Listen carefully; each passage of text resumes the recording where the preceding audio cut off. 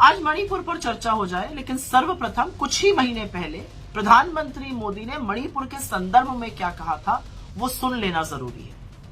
साथियों, एक समय था जब मणिपुर को पहले की सरकारों ने अपने हाल पर छोड़ दिया था।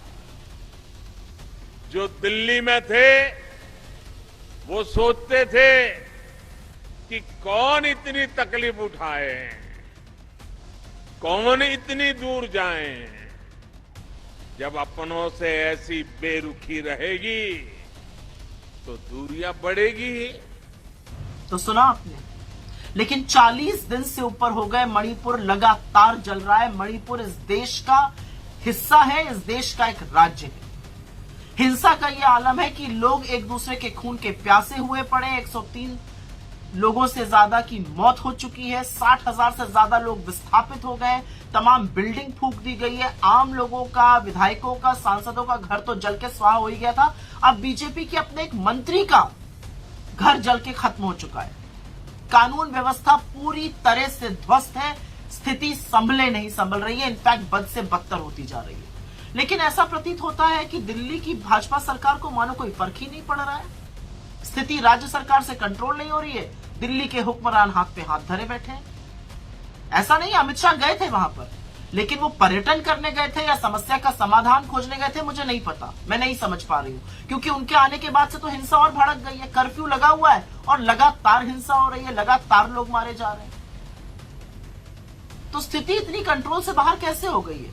इस देश के प्रधानमंत्री जब वहां पर चुनाव प्रचार कर रहे थे, नरेंद्र मोदी जी, तो अगले 25 साल की नींव रखने की बात करते थे। अब जब हिंसा भड़की हुई है तो ना शांति की एक अपील है, ना एक सार्वजनिक रूप से उन्होंने शब्द बोला है इस हिंसा के खिलाफ, इन मौतों के खिलाफ।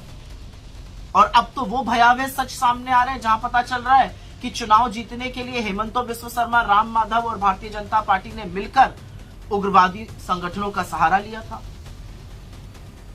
और मीडिया के मेरे साथियों से सिर्फ मैं इतना कहना चाहूंगी, क्योंकि मणिपुर दिल्ली से दूर है, क्योंकि मणिपुर में भाजपा की सरकार है, और क्योंकि मणिपुर के हालात बताने से इन लोगों के काले कारनामे सामने आ जाते हैं, कब तक कवर फायरिंग दीजिएगा?